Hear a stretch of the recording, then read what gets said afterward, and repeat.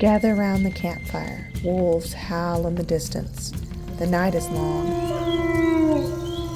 and cold. It is time for telling stories. What stories did our ancient ancestors tell? When did they tell the first fairy tales? It's time to find out. Everyone's heard the story of Snow White and Sleeping Beauty, the sleeping princesses, true love's kiss. We've probably seen the story play out in movies and TV. But where did these stories come from? I've always wondered where fairy tales came from and their connections to older myths, beliefs, and of course, fairies. In this new series, I will explore well-known as well as lesser-known fairy tales and attempt to answer these questions. This is Primal Fairy Tales. When I went down this internet rabbit hole, I quickly found that most articles and videos on Snow White and Sleeping Beauty didn't go further than the Grimm's version, Perrault, or perhaps the Basile versions. But the history goes back much, much further. Journey down the rabbit hole with me and learn where the myth of the sleeping princess truly came from. But first, the like button has imprisoned the subscribe button in a crystal coffin. Maybe if you click them, you will free the subscribe button from an eternal slumber. I also want to give a brief disclaimer that I am not an expert of any kind. I just do a lot of reading, and these are just my own kooky ideas. I try to ground everything in good sources though. A complete list of my sources can be found in the description of this video. You might wonder why I'm talking about both Snow White and Sleeping Beauty. In fact, they were originally going to be the subject of separate videos, but the more research I did, the more I realized that both stories have striking similarities. You probably know the stories, but let's look at the most well-known versions that have had the biggest influence on pop culture before jumping down the rabbit hole to discover the older or more obscure tales. The Brothers Grimm, Little Snow White, Little Briar Rose, Charles Perrault's The Sleeping Beauty in the Wood, and John Battista Basile's Sun, Moon, and Talia. First, let's start with Little Snow White, or Schneewittchen in German. This tale is relevant because of Snow White's young age in this version. The story begins with a queen sewing at her black-framed window. She pricks her finger and wishes to have a child as white as snow, as red as blood, and as black as the window. The queen dies, birthing Snow White, who is as white as snow, as red as blood, and as black as the wood, which presumably means that she is pale-skinned with red lips and black hair. However, the queen's death is a change from the first edition of Little Snow White, where Snow White's birth mother is the jealous antagonist, not a stepmother. Beginning with the 1819 edition, the mother dies and the king remarries the evil stepmother. Whether it's the birth mother or stepmother, the story remains the same. She is vain, and every day she asks her magic mirror, "Mirror, mirror on the wall, who in this land is fairest of all?" At age 7, Snow White becomes as beautiful as the light of day, and is 1,000 times more beautiful than her. The mother decides to have Snow White killed. She hires a huntsman to take the young girl into the woods, kill her, and bring back her lungs and liver. You might be wondering, where is Snow White's father in all this? The Brothers Grimm do not explain, which is true of most versions, although a few have the father figure away on a journey. The huntsman can't bring himself to kill Snow White and abandons her in the forest. He happens upon a boar and kills it instead, bringing its lungs and liver back to the queen, who cooks and eats them. Remember the attempted cannibalism. It will come up again later in the video. Snow White does survive in the forest. The wild animals leave her be, much like how Disney's Snow White has a way with animals. She finds a tiny house with 7 chairs and 7 place settings. When the 7 dwarves who mine ore in the mountains return home, they find Snow White asleep in a bed. The dwarves let Snow White stay in their home in exchange for doing the cooking and cleaning. They warn her to be careful of her stepmother and to not let anyone in the house while they are in the mines. The queen soon learns that Snow White lives because her magic mirror tells her. She disguises herself as a peddler and goes to the house. Snow White lets the peddler in and buys a bodice lace from her, which presumably refers to some sort of corset or stays. Her stepmother laces it so tightly that Snow White cannot breathe and leaves the girl, seemingly dead, in the house. When the dwarves return home that night, they cut the lace off of her and she returns to life. Next, the queen gives Snow White a poisoned comb. After being removed from her hair, she lives again. Poisoned combs will be recurrent in Snow White tales. Lastly, the stepmother comes with the iconic poisoned apple, which the dwarves cannot save her from, so they lay her on a bier and mourn her for 3 days. They have a transparent glass coffin made with gold letters stating her name and that she was a princess and put her inside. They place the coffin outside on a mountain. Even the animals come and mourn. Snow White lays in the coffin for a long, long time, looking as if she is asleep. One day, a prince stops at the dwarf's home. He sees the coffin and becomes somewhat inexplicably enamored with Snow White. He asks to buy the coffin, but the dwarves refuse. The prince asks again, saying, "Then give it to me, for I cannot live without being able to see Snow White. I will honor her and respect her as my most cherished one." The dwarves give him the coffin and are described as good for selling the corpse of a 7-year-old to a random adult man to cherish. Don't worry, we will address all of that ick later on in the video. To play devil's advocate, though, I will point out that in some versions of Snow White, her body continues to age while she is in the coffin, and perhaps, as a long time has passed, Snow White is no longer a child. It's still weird, though. In the first edition of Little Snow White, a servant, angry at having to carry Snow White's coffin wherever the prince goes, hits her and dislodges the poisoned apple piece. Beginning with the 1819 edition, however, it is dislodged when a servant accidentally stumbles while carrying the coffin to the prince's castle. I can see why they changed it. Snow White and the prince decide to marry after she awakens. Her stepmother is invited to the wedding. The prince and Snow White put a pair of red-hot iron shoes on the queen and force her to dance until she falls down dead. The story's level of detail honestly fizzles out at this point. There's no explanation as to why this happens. Presumably, this is Snow White's revenge. It's also unclear why the queen dances. Is she literally dancing? Like, is there a spell on the shoes that compels her to dance as she burns? Or is she figuratively dancing as she writhes in agony from the shoes and eventually dies from her if it burns? Either way, the story stops here. There is no "and they lived happily ever after." The story just stops. There is actually another Grimm's version, however, Snow White or the Unfortunate Child. It was written in 1808 before the more mainstream version, and has a few crucial differences. I was not able to acquire a copy of the story, and so I'm reliant on what information I could get from the internet. So if there's any inaccuracies, please let me know in the comments section. My understanding is that in this version, there is no stepmother, just her mother. There's also no huntsman, the mother abandoned Snow White herself, there's no creepy prince, and it is Snow White's father who saves her. Not gonna lie, I think I prefer this version. The father finds and awakens Snow White and arranges her marriage to a prince. The magic mirror, 7 dwarves, and the mother's death via red-hot shoes at Snow White's wedding all appear in the story. Also, for some reason, this Snow White is blonde. The Brothers Grimm also wrote their own take on Sleeping Beauty called Little Briar Rose. The title is formatted like Little Snow White, starting with the word little followed by a hyphenated nature name. And, like Little Snow White, it begins with a queen who longs for a child. A frog tells her that she's going to have a daughter, and she does. The king invites 12 wise women to a celebration of his daughter's birth. Each wise woman gives the princess a gift. One gives her beauty. Remember that. Gifts of beauty from magical beings are going to reappear. A 13th wise woman was not invited and was so upset that she cursed the princess to prick her finger on a spinning wheel on her 15th birthday and die. But another of the wise women altered the curse so that it would only be a 100-year sleep. The king has all the spinning wheels destroyed, but it's no use. When the princess is 15, she enters a tower and unlocks a room where she finds a woman spinning. Unlike in the Disney film, this woman is not identified as the 13th wise woman. However, her mysterious location seems to suggest that there is more to her than meets the eye.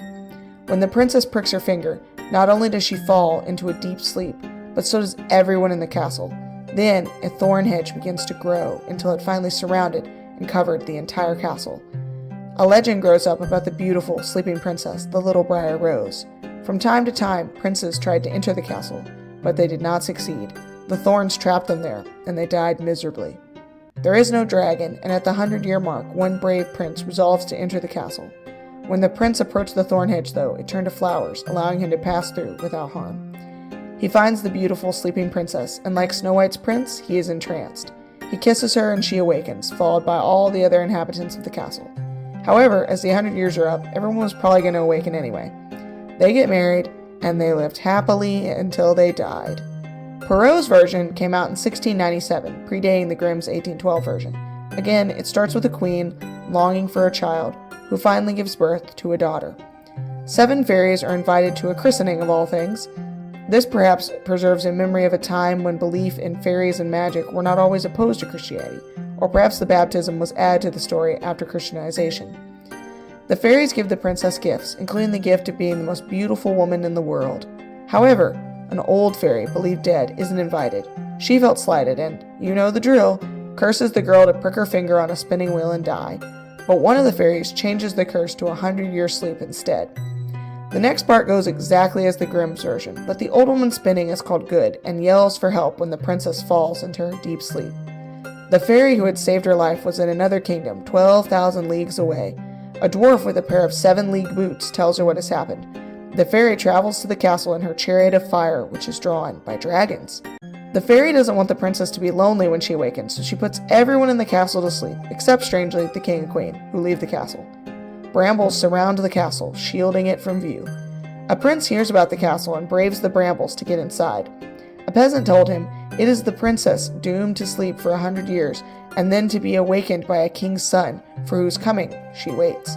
In this version, not only is the princess unable to awaken without the presence of a prince, but he does not kiss her while she's asleep.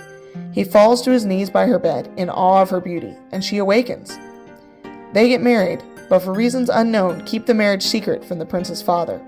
This might be the result of sanitizing Basile's version, where the prince already had a wife when he met Sleeping Beauty. For whatever reason, the prince must sneak away to spend time with his bride. They have a son and a daughter named Dawn and Day.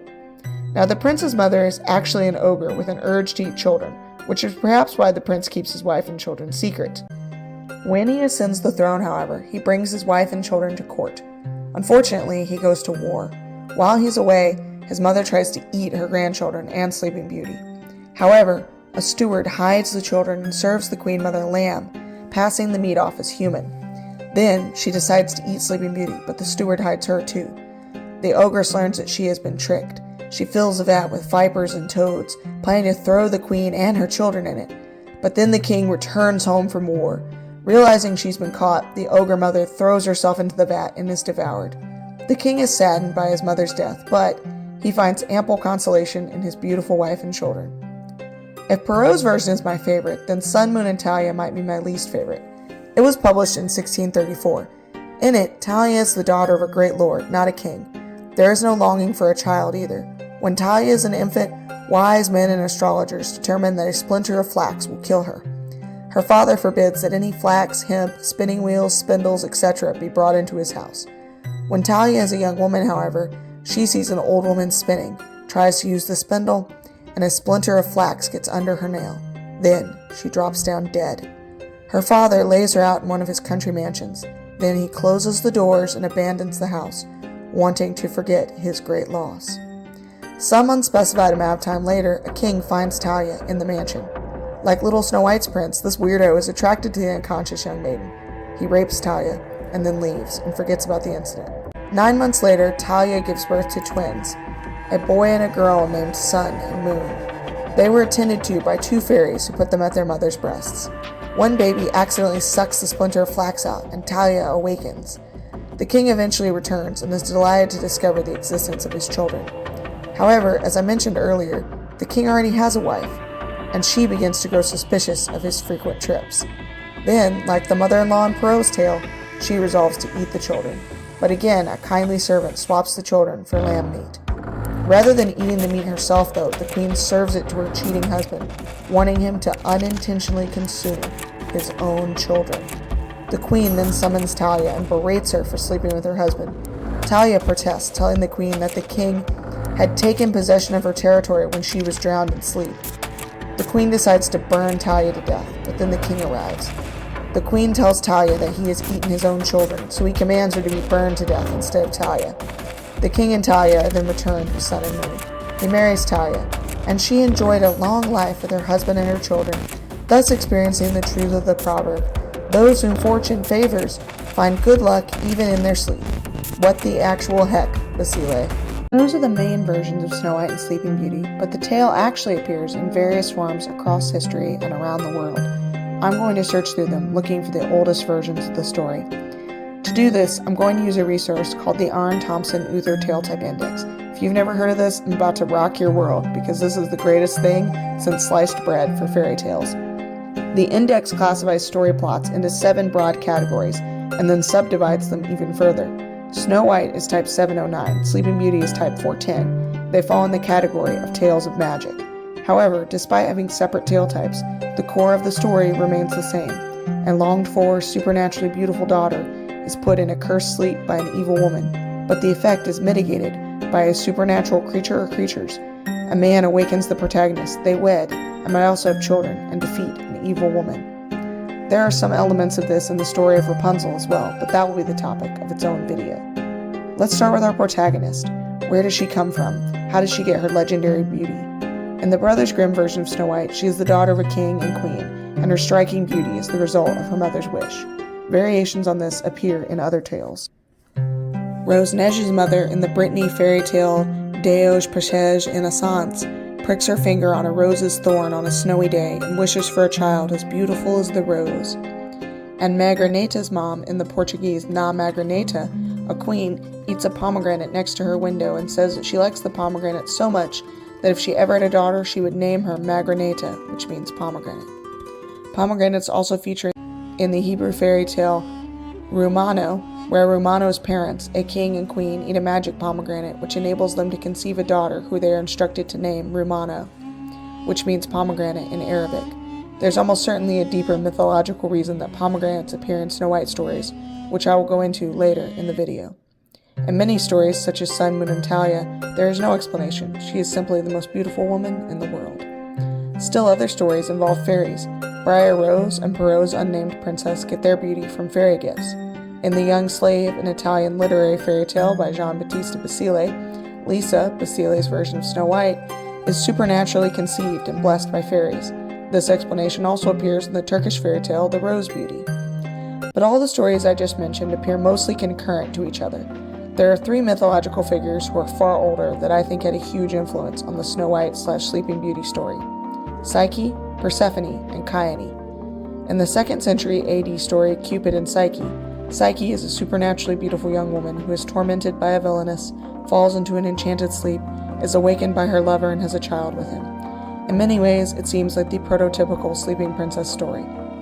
Next, Greek goddess Persephone is taken to the underworld and must stay there because she consumed the seed of a pomegranate there.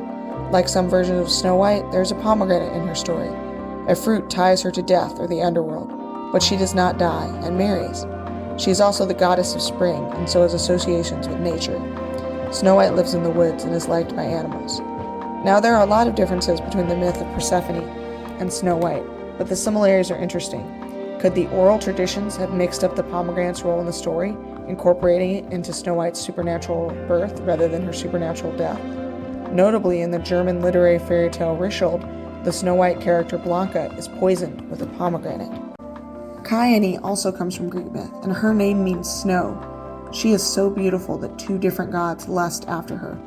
As I go through each component of the Snow White story, I will return to Cyane and show why I believe she had an outsized influence on Snow White. Speaking of names, Snow White has a rather distinctive name, and it's shocking the amount of similarities there are across the stories. I've already mentioned Cyane, who I believe is the originator of the snow-based names, of which there are many. And I've already mentioned the similarity between Snow White and Briar Rose's names. Incidentally, variations on the name Rose are also common, as well as floral names in general. Many stories simply call her Snow White. Others incorporate snow, snow motifs, the color white, or white objects into her name. Lisa's name from The Young Slave is derived from the name Elisheba, which references the white lily flower. Blanca from Richard means white. De Auge Protège Innocence's Rose Neige means rose snow in French. Is there a connection to the fairy tale Snow White and Rose Red there? In The Rose Beauty, the girl is named Rosa, similar to Rose Neige. Blanca Rosa means white rose. She's the protagonist of Blanca Rosa and the 40 Thieves, a Chilean fairy tale. And Myrcena from the Greek fairy tale means myrtle, which is a white flower. Another flower name is Anthea from the Ephesian tale of Anthea and Haberchromies. The story is not exactly a Snow White story, but has many elements of it.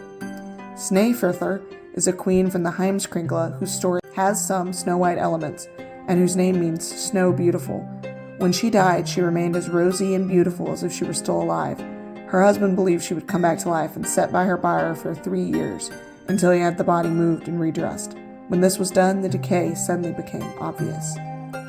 Other names for Snow White that are white and snow adjacent include Snowdrop from the German fairy tale Snowdrop, Bright Star from the Bright Star of Ireland, Suryabai the Sun Lady in the Indian tale Little Suryabai, Koheva meaning star from the Hebrew story The Wonder Child, Zen El Gamra, the beauty of the moon, from the Jewish Tunisian fairy tale Zen El Gamra, Margarita, which means pearl from the Italian Child Margarita, Ermalina, whose name may refer to ermine from the crystal casket, also Italian. Apshetlak, like a swan, which are typically white, from the Siberian tale Apshetlak, and Talia, meaning dew of God in Hebrew. Honorable mention goes to the nameless sleeping maiden in the Austrian fairy tale The Accursed Garden, who is described as a white maiden. As previously mentioned, Snow White is sometimes named for the pomegranate, as is the case with Magraneta and Rumano, as well as in the Armenian folktale Nuri Hadij, where the girl is named Nuri Hadij, or pomegranate seed. Many stories use variants of Mary, which means drop of the sea, bitterness, beloved, and wished-for child. All meanings are relevant to the story. Other stories use the name Anna, which means grace.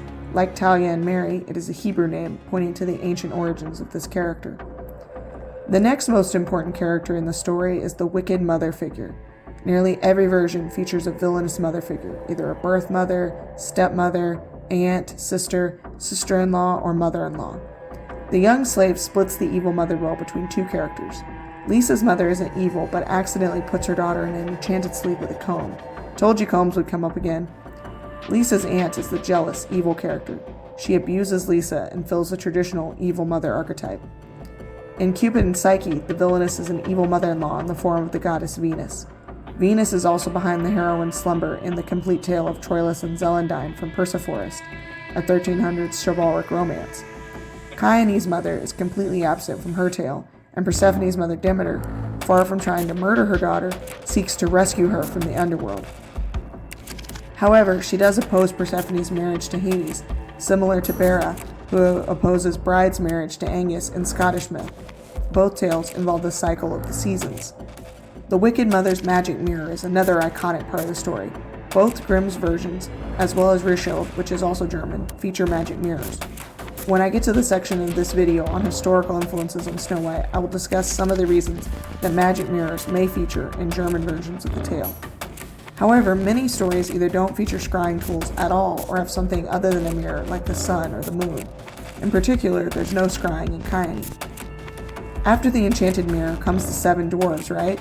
Not always. In 410 type tales, the fairy who alters the curse fulfills this role in the story, as a helper to the heroine and as a preserver of her body.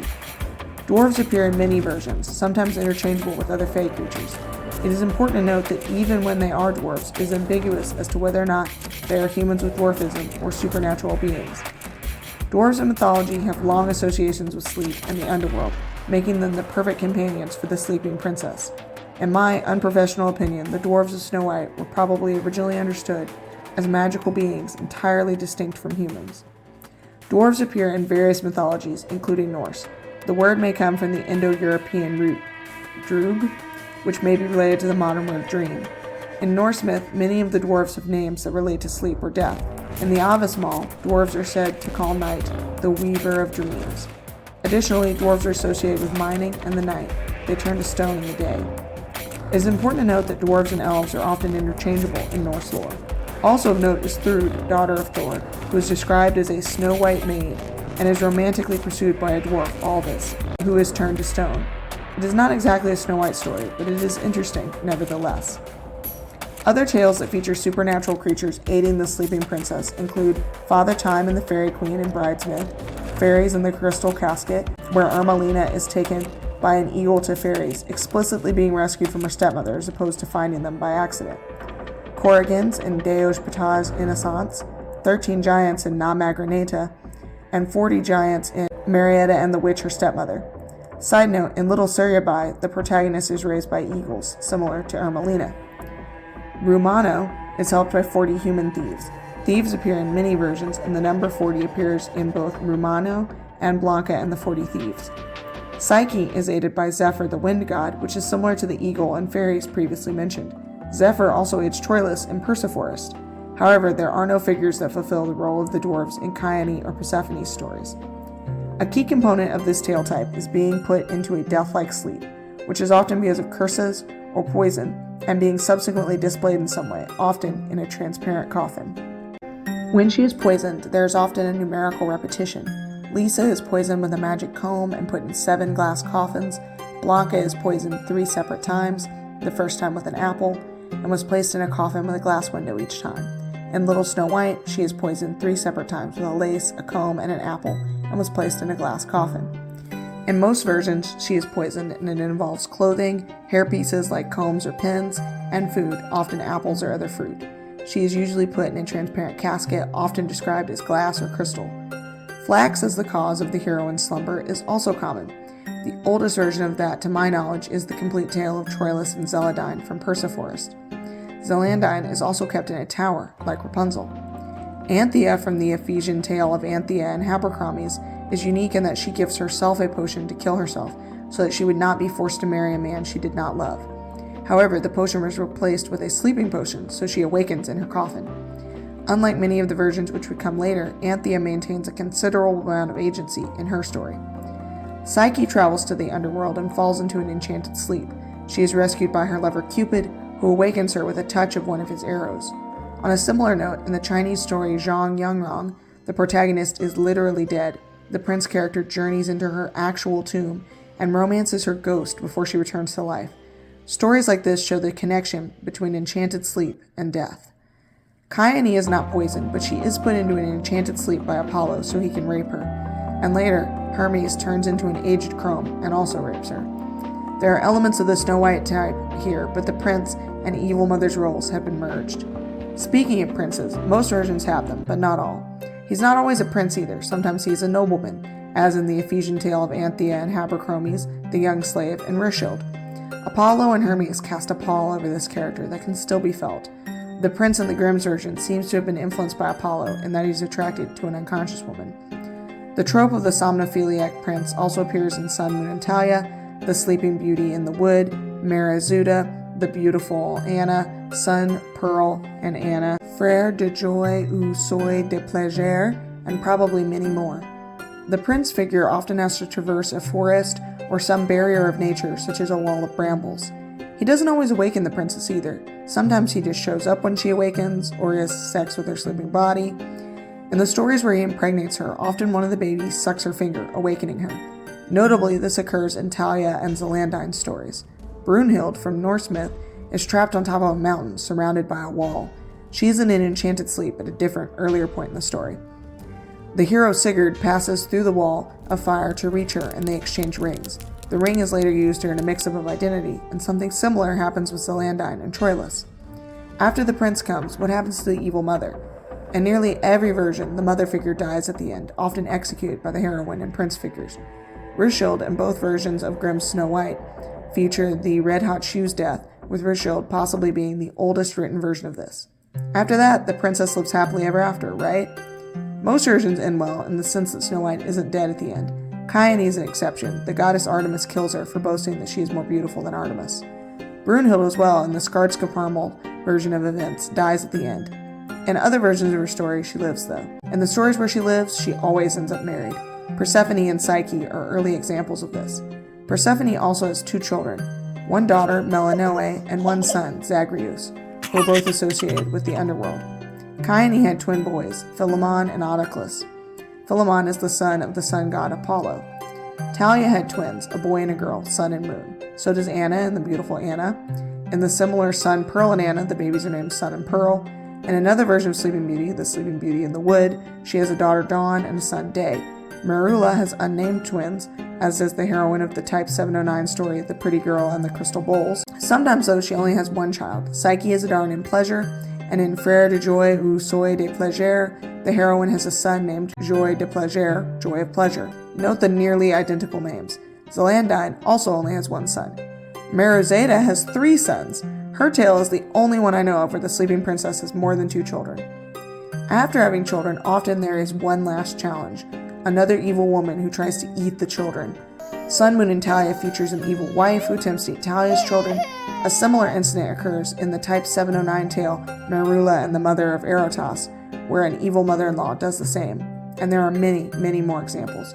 Persephone does not face this, but her husband Hades is the son of Cronus, who is known for eating his children and being tricked with a substitute, just like the meat substitutes in many Sun, Moon, and Talia type tales. There are also some possible historical influences, specifically on the German version of the story, which I want to briefly discuss now.